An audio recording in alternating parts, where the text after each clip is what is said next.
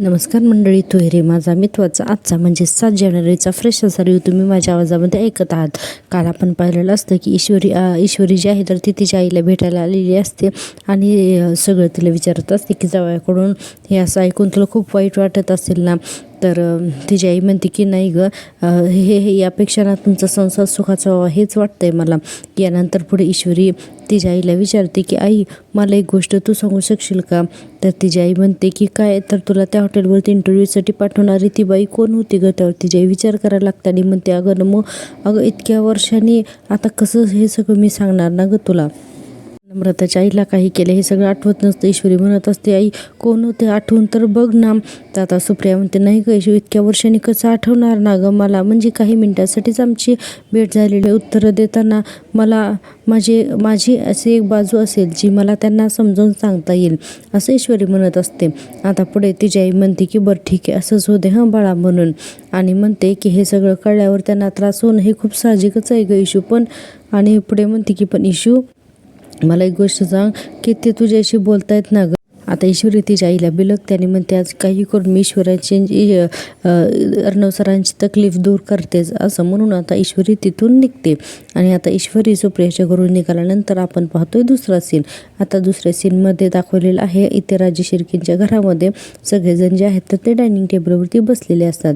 म्हणजे मामा, आकाश, आजी, अंजली आणि अर्णव. आता अर्णव कॉफी पित असतो. सगळेजण नाश्ता करत असताना आजी म्हणतात, काय रे चिंटू, ईश्वरी कुठे आहे म्हणून.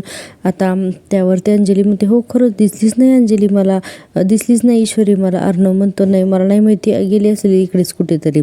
आता सगळेजण अर्णवकडे बघत, तुझी बायको तुला न सांगता कुठेतरी बाहेर गेली आणि तुलाच माहीत नाही, कामाला झाले बाबा म्हणायची. तर अर्णव म्हणतो, नाही माहिती मला. आता अर्णव कोणाकडे बघतही नसतो, गपचूप खाली मान घालून कॉफी पित असतो. आजी म्हणतात, अरे गणपतीच्या प्रसादासाठी काय करायचं असं तुझ्या सुगरण बायकोला मी विचारणार होते आणि तिला वेळ असेल तर माझ्याबरोबर देवळात पण नेणार होते मी असं आजी म्हणत असते. इतक्यातच आकाश म्हणतो, हां हल्ली आजकाल आजीला सगळीकडे वहिनी साहेबांनाच घेऊन जायचं असतं. ते या दोघेजणी आता छान बेस्टी झाल्यात. अंजली म्हणते, हो बरोबर आहे रे, आता ईश्वरी लाडकी नाचून झाली बाबा, आपला भाव आता कमी झाला आहे. आजी म्हणतात, मला त्रास द्यायचा नाही हा तुम्ही दोघांनी मिळून. आणि पुढे म्हणते की आजी, अरे ईश्वरी आहेच तशी, अगदी गुणी आहे हां. आता हे सगळं अर्णवला ऐकून त्रास होत असतो. आता आजी म्हणतात की तिच्या वयाच्या मानाने फार समंजस आहे ती पोर, तिचं कितीही कौतुक केलं ना तरी कमीच पडेल, कळलं का. आता मामा म्हणतात, हे 100% मान्य, अगदी मलाही, असं मामा अगदी आनंदाने म्हणत असतात. आता पुढे आकाश विचार करून म्हणतो की बाय आजी, तुला जर गणपतीच्या प्रसादासाठी पेढे चालणार असतील तर आपण नम्रताच्या क्लाउड किचनमधून ऑर्डर करूयात का. आजी म्हणतात, हो काहीच हरकत नाही, त्यांची क्वालिटी खात्रीचीच असते, तिथूनच मागव. आता आकाश म्हणतो, ग्रेट, मी लगेचच ऑर्डर करतो हां ॲपवरून. असं म्हणून आकाश मोबाईल घेतो हातामध्ये आणि पेढे ऑर्डर करत असतो. पण त्याच्या लक्षात येतं की ॲपमध्ये काहीतरी प्रॉब्लेम आहे, ऑर्डर प्लेसच होत नाही असं तो म्हणतो. अंजली म्हणते, अरे अशानंतर त्यांचं खूपच प्रॉब्लेम होईल ऑर्डर नाही आल्या तर. आकाश म्हणतो, एक्झॅक्टली. तोपर्यंत अर्णव म्हणतो, आकाश तू पर्सनली त्या ॲपचा काय प्रॉब्लेम आहे तो ते बघ बरं तो, कारण नम्रताला त्यातलं काही कळणार नाही. आकाश म्हणत असतो की बरं. मामा म्हणतात, बाय द वे ईश्वरीच्या वडिलांची तब्येत आणि ट्रीटमेंट कशी आहे, काल पुण्याला गेले होते ना. आता अर्णव मामांना काहीच रिप्लाय देत नाही आणि म्हणतो की आकाश, मी खूप बिझी आहे, त्यामुळे तिच्या बाबांच्या ट्रीटमेंटकडे सुद्धा तू लक्ष दे आणि त्यांच्या क्लाउड किचनकडे पण लक्ष दे प्लीज. आता आकाश म्हणतो, हो शुअर, मी आत्ताच जातो असं म्हणून आकाश आता तिथून निघतो. लगे अंजली म्हणते, आजी बघितलंच का आपला चिंटू जावई म्हणून किती चांगला आहे. आजी म्हणतात, प्रश्नच नाही, आपण जसे ईश्वरीच्या बाबतीत नशिबान आहोत ना तसेच तिच्या आईवडीलसुद्धा जावायच्या बाबतीत अगदी नशिबान आहेत असं आजी म्हणत असतात हां. आता इतक्यातच ही वल्लरी येते ना गोंधळ करत, अहो आई हे बघा काय झालं. आता सगळेजण बघतात तर ते सात्विका त्यांच्या फोटोवरती काहीतरी घाण लागलेली असते. वल्लरी लागते गोंधळ करायला आणि म्हणते, ईश्वरीने आज अगदी कहर केलाय, कहर. आता सगळेजण उठून उभे राहतात. वल्लरी म्हणते, सात्विका ताईंची ही फोटोफ्रेम स्टोरूममध्ये धूळ खात पडलेली होती आणि उगीचच वातावरण हाय करण्याचा प्रयत्न करते आणि म्हणते, जे बेजबाबदारपणाचा कहर आहे अगदी हा. काय म्हणायचं काय आहे बेजबाबदारपणाला. मामा म्हणतात, तू एवढ्या खात्रीने कशी काय सांगू झालं की ईश्वरीचं नाव घ्यायचं की मोकळं झालं नाही का. वल्लरी म्हणते, उगाचच नाही मोकळी होत बोलून, मीच तिला काही वस्तू स्टोरूममध्ये ठेवायला सांगितलं होत्या, पण बापरे सात्विका ताईंची ही फोटो फ्रेम ती स्टोरूममध्ये ठेवलं असं मला मुळीच वाटलं नव्हतं. अंजली म्हणते, अगं मामी, ईश्वरी असं मुळीच करणार नाही गं. इतक्यातच ईश्वरी दारामध्ये येते येते आणि हे ते सगळं ऐकते. ईश्वरी म्हणते काय चाललंय काय झालंय म्हणून. आता ईश्वरीकडे सगळेजण बघायला लागतात. वल्लरी लगेच म्हणते या या या या बाईसाहेब या, तुमचीच कमतरता होती तर ईश्वरीला तर समजत नसतं की नक्की घरामध्ये चाललंय काय. ईश्वरी आतमध्ये येते तर लगेच सात्विका त्यांचा फोटो वल्लरी दाखवते आणि म्हणते हे बघ काय झालं म्हणून काय विचारते. तुझ्या सासूचा सात्विका त्यांचा फोटो तुझ्या काडगळीच्या रूममध्ये नेऊन ठेवलास. त्यावर ईश्वरी म्हणत असते नाही हो मामी मी नाही नेऊन ठेवला. वल्लरी म्हणते नाही काय नाही मी नाही म्हणे, मी तुला स्टोरूममध्ये काही वस्तू नेऊन ठेवायला सांगितलं त्या तर तू चक्क सात्विताईंची फोटो फ्रेमच ठेवली. शी काय बाई आहेस तू. आणि ईश्वरी म्हणत असते मामी मी सगळं तूच केले. आता अर्णवच्या डोक्याला याचा होतो ताप. आता वल्लरी म्हणते सासू बिचारी जगात नाही आहे तरी तुला नकोशी झाली आहे. ईश्वरी म्हणते मामी आहो. तर वल्लरी म्हणते एक शब्दही बोलू नकोस. मी छान हार घालून सात्विकाताईंची फ्रेम तुमच्या खोलीमध्ये आणून ठेवणार होते आई, पण ह्या ईश्वरीने काय अवस्था करून ठेवली बघा ना या फोटोची. असं म्हणून तीनदा तो फोटो सगळ्यांच्या समोर दाखवत असते. आता आजी म्हणतात वल्लरी चुकून ठेवली गेली असेल तिच्याकडून, एवढा कांगाव करण्याची गरज नाही आहे. अंजली पण म्हणते हो ना मामी ईश्वरीचा स्वभावच तसा. इतक्या तारणं ओरडतो इनफ आय से इनफ म्हणून, बाद झाला आता आणखीन बोलू नका असं अर्णव ओरडतो आणि म्हणतो आजी इतर कोणतीही चूक असती ना तर मी माफ केली असती पण आईच्या बाबतीत अजिबात नाही असं अर्णव आता ईश्वरी आता आधीच चिडलेला अर्णव जोरजोरात म्हणतो आजी इतर कुठलीही चूक असती ना तर ती मी माफ केली असती पण आईच्या बाबतीत नाही, अजिबात नाही असा अर्णव जोरात ओरडून म्हणतो. आता सगळेजण अर्णवकडे बघत असतात. सुद्धा म्हणतो ताई मी तुझं नेहमी ऐकतो ना पण यावेळेस नाही आता अंजली सुद्धा गप्प बसते. ईश्वरी म्हणत असते की सर आहो. तेवढ्यात अर्णव म्हणतो की काही चुका या माफ करण्यासारख्या नसतात. आता सगळेजण हा सगळा ड्रामा बघतच असतात. तेही आश्चर्यानं की अर्णव इतका का विनाकारण चिडलाय म्हणून. आता अर्णव म्हणतो काही चुका माफ करण्यासारख्या नसतात आणि त्यातली पण ही एक चूक आहे. आता ईश्वरी बिचारी खूपच घाबरलेली असते. आता ती काही बोलत नाही. आजी नाही समजत नाही की अर्णव असा का रिॲक्ट झाला. मामा तर अगदी संशयानेच बघायला लागतात. आता पुढे ईश्वरी म्हणते की बरं ठीक आहे जाऊ दे म्हणून मग ईश्वरीच मामींना म्हणायला लागते की मामी मी चुकले, पुन्हा माझ्याकडून अशी चूक होणार नाही असं ईश्वरी म्हणायला लागते मामीला. कारण ईश्वरीला काही करून ह्या जो वाद आहे तर तो मिटवायचा असतो. पण मामी तर मनातल्या मनात खूप खुश होत असते. ईश्वरी म्हणते की द्या इकडे ती तस्वीर मी साफ करून देते. इतक्यातच अर्णव तो फोटो खेचून घेतो आणि म्हणतो काही गरज नाही, माझ्या आईच्या फोटोची काळजी मी स्वतः घेऊ शकतो असं अर्णव म्हणतो. आता अंजली आणि आजी त्याच्याकडे बघत राहतात की हा ईश्वरीशी कसा वागतोय आणि हे चुकीचं वागतो हे मामांच्या सुद्धा लक्षात येतं. आता अर्णव तो फोटो हातातला खिचून घेतो आणि स्वतः निघून जातो त्याच्या रूममध्ये तो फोटो साफ करण्यासाठी.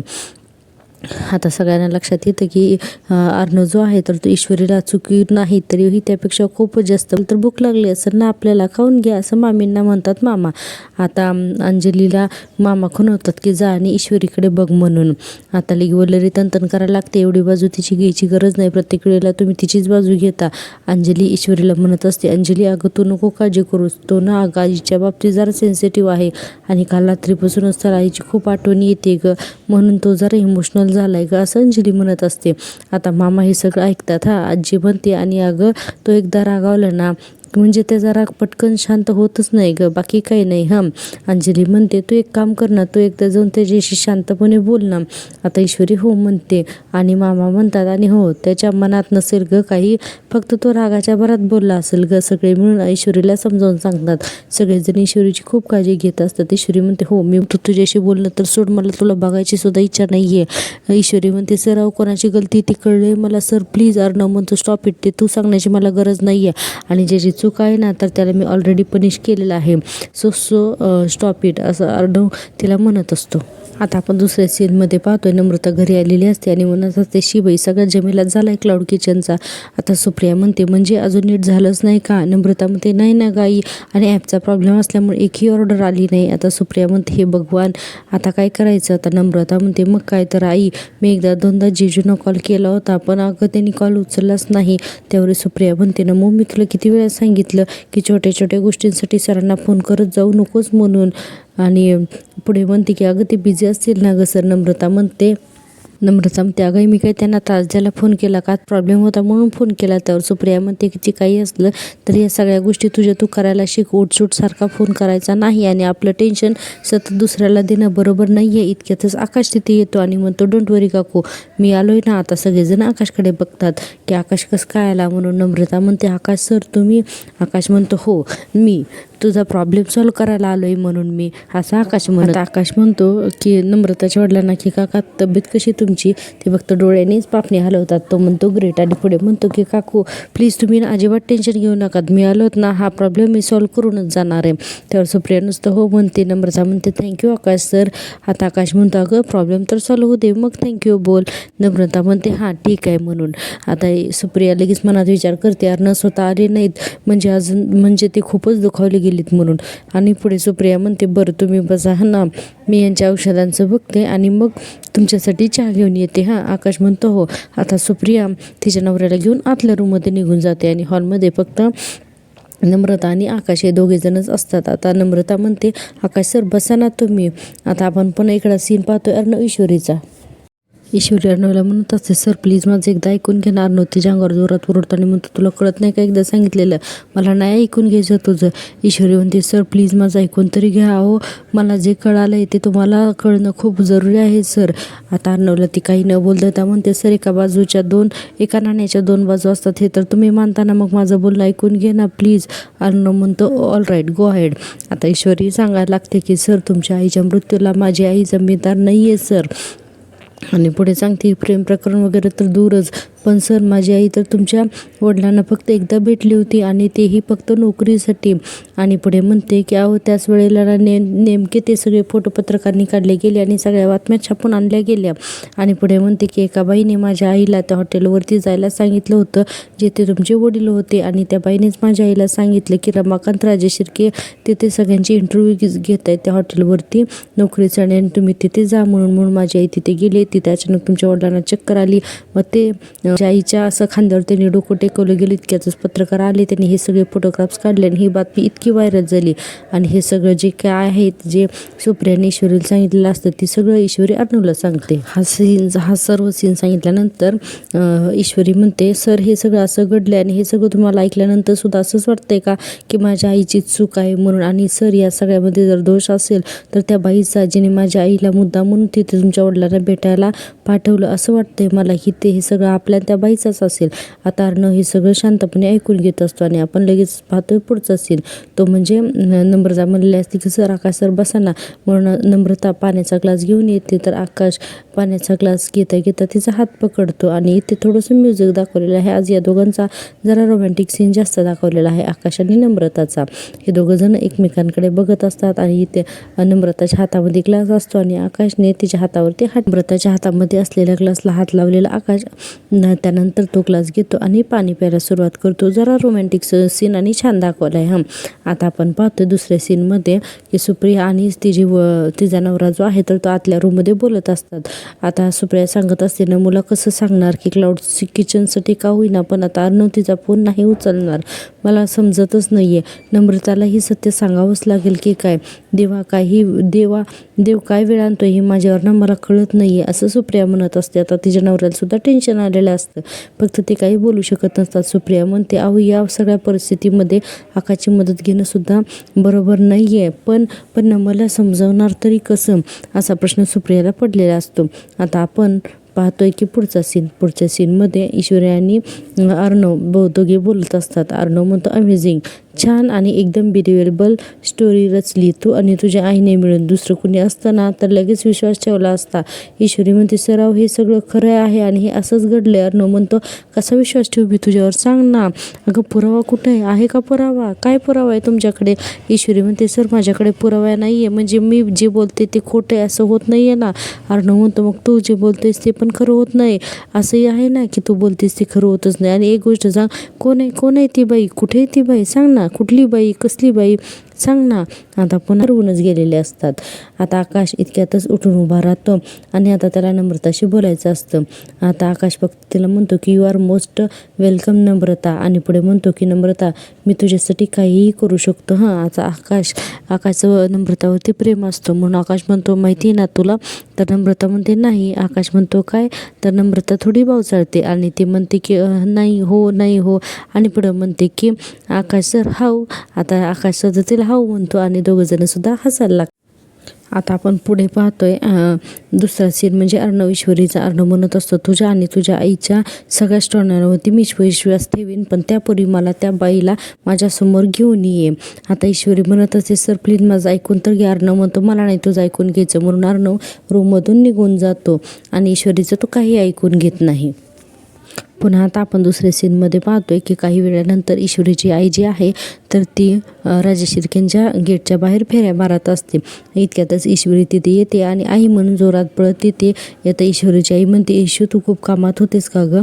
तर ईश्वरी म्हणते, नाही आई, पण तू इथे अगं अर्णव सरांनी इथं जर का तुला पाहिलं ना तर काय होईल याचा अंदाज तर आहे का तुला? सुप्रिया म्हणते, काय करू अगं, मला राहावी ना म्हणून मी इथं आले गं. तू आपली बाजू समजावून सांगणार होतीस ना अर्णवला, त्यावर तो काय म्हणाला हे मला जाणून घ्यायचं होतं.